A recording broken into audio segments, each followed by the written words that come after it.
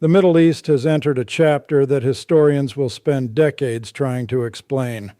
In the span of a single weekend, Iran's most feared military force issued a public death warrant against a sitting head of government.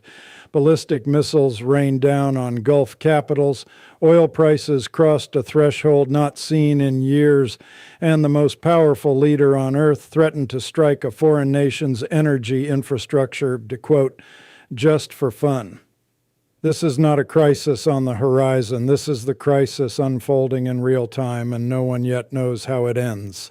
On the morning of Sunday, March 15, 2026, Iran's Islamic Revolutionary Guard Corps published a statement on its official website, SIPA News, that sent shockwaves through every intelligence agency from Langley to London. The message was blunt, personal, and unprecedented in its directness. If this child-killing criminal is alive, the guards declared, we will continue to pursue and kill him with full force. The target was Israeli Prime Minister Benjamin Netanyahu, not the Israeli military, not the Israeli state in abstraction, a named individual, a sitting prime minister, hunted.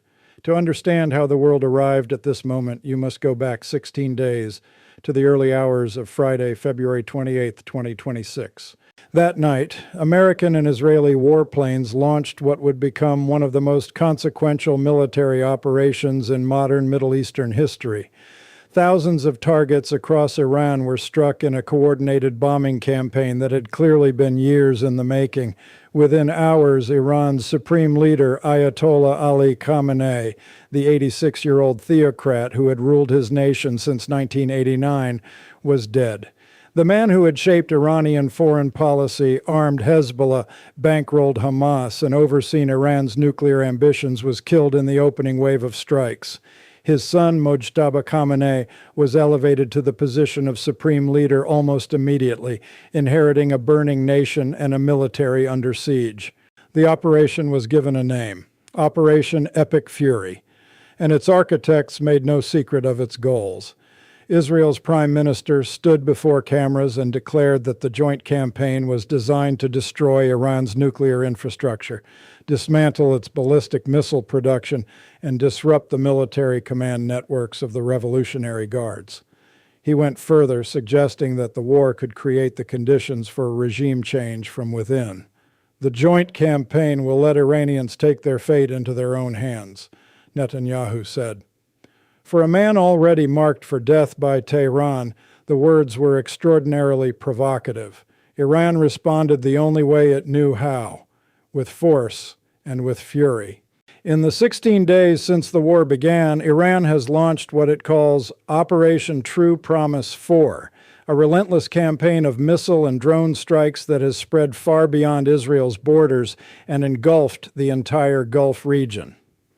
By Sunday, March 15th, the Islamic Revolutionary Guard Corps announced it had carried out its 52nd wave of strikes. The targets have been staggering in their geographic spread. U.S. military bases in Erbil, Kuwait's Ali al-Salem and Arifjan bases, Saudi Arabia's Al-Kharj installation, the Baghdad airport complex, and a radar system inside the U.S. Embassy compound in the Iraqi capital's heavily fortified Green Zone. No American facility in the region has felt entirely safe. The Gulf states, many of them quietly allied with Washington, have been caught in the crossfire. The UAE has intercepted nearly 300 ballistic missiles and dozens of drones since the conflict began. Bahrain has engaged over 100 missiles and more than 200 unmanned aerial vehicles. Explosions have been heard over Manama, Dubai's marina district rattled with the sounds of air defense intercepts. Qatar has shot down ballistic missiles over its capital. Kuwait has taken damage at an airbase. At least 24 people across the Gulf have been killed in Iranian strikes, with 2 dead in Bahrain alone. The humanitarian toll in the primary theaters of war tells an even grimmer story. Over 1,300 people have been killed in Iran. 773 have died in Lebanon. where Hezbollah, though battered, has thrown itself back into the fight against Israeli forces along the southern border. Israel has lost 12 civilians to Iranian missiles and 2 soldiers in Lebanon. These are the numbers as of this recording. They will almost certainly be higher by the time you watch this. It was against this backdrop of mass destruction and regional destabilization that the assassination rumors began. Netanyahu had participated in a press conference on the evening of March 13th via remote connection. He was not visibly present in the same room as other officials. Air raid sirens, which had been sounding regularly across Israel, were not audible from his location. Within hours, social media had constructed an entire narrative. The prime minister was dead, killed in an Iranian strike, his government concealing the truth. His son, Yair Netanyahu, had been uncharacteristically silent on social media for several days. Speculation surged. The Israeli Prime Minister's office moved quickly to kill the rumors. Netanyahu was alive, they said. The claims were, in their words, fake news. The Prime Minister was fine and continuing his duties. But the denials arrived alongside something far more alarming: an official published death threat from the most powerful paramilitary force in the Iranian state. The timing was not coincidental. Tehran understood that the rumors had created a moment of psychological vulnerability, a crack in the image of Israeli strength. By formally declaring its intention to kill Netanyahu if he had not already been killed, the Revolutionary Guards were doing something strategically calculated. They were placing doubt in the mind of the Israeli public and announcing to the world that the assassination of a Western-aligned head of government was now an official objective of Iranian state policy. The Israeli military did not stay silent. By the same weekend, the Israel Defense Forces announced they had killed 2 senior Iranian intelligence officials within the Qatam al-Anbiya Emergency Command, the very nerve center coordinating Iran's wartime operations. The war of elimination, it seemed, was now running in both directions simultaneously. And then there is Donald Trump. The American president has been the central architect of this war, its most vocal champion, and increasingly its most volatile variable. The operation on February 28th could not have happened without American firepower, American logistics, and American political will. Trump committed U.S. forces to a war that no previous American administration had been willing to start, and he did so with the confidence of a man certain of victory. But 3 weeks into the conflict, the picture is more complicated than any White House briefing has acknowledged.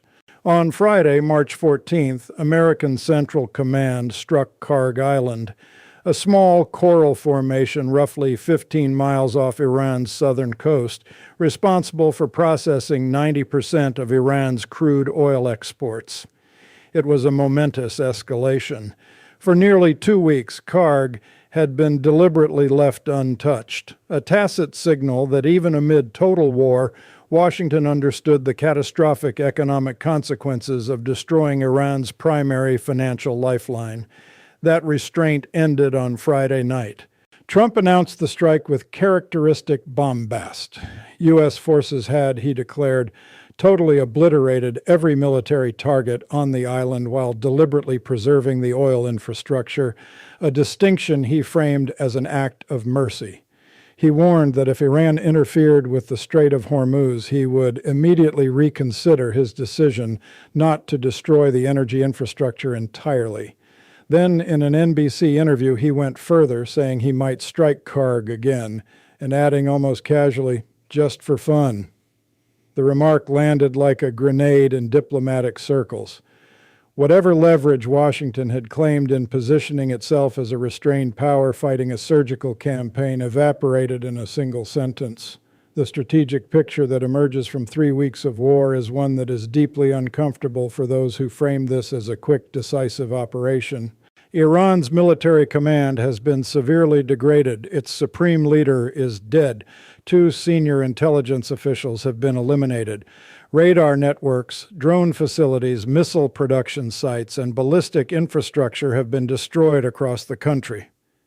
The Iranian Air Force has been largely neutralized. Trump declared that America had destroyed 100% of Iran's military capability. And yet, the missiles keep flying. 52 waves of strikes and counting. American bases continue to absorb hits. Gulf capitals continue to intercept ballistic missiles. The Strait of Hormuz, the narrow waterway through which approximately 20% of the world's oil supply transits, remains effectively closed to most international shipping. Oil prices have surged past $100 per barrel for the first time in 4 years, marking what the International Energy Agency called the largest disruption to global oil markets in history. The agency activated an emergency release of 400 million barrels from member reserves to ease market pressure, a measure analysts described as insufficient to reassure global markets. Gas prices inside the United States have climbed to levels not seen since before Trump's first term, reaching $3.66 per gallon on average by mid-March, a 30% jump from the day the war began. Trump has promised prices will fall once the war ends. But when the war ends, and on whose terms, remains entirely unclear. Iran's foreign minister has stated openly that Tehran is stable and strong enough, that it is only defending its people, and that it is not interested in American-dictated terms for a ceasefire.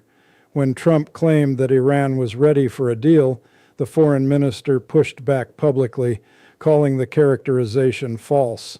Trump's own response was revealing. He acknowledged Iran wanted a deal, but said the terms aren't good enough yet.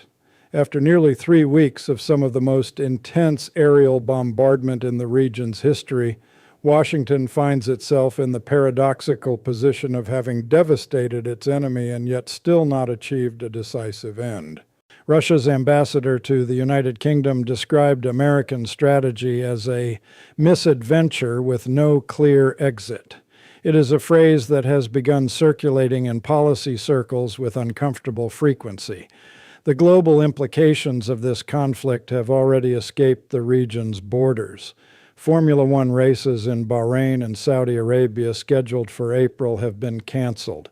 A football match between the European and South American continental champions, set for Qatar on March 27th, has been called off.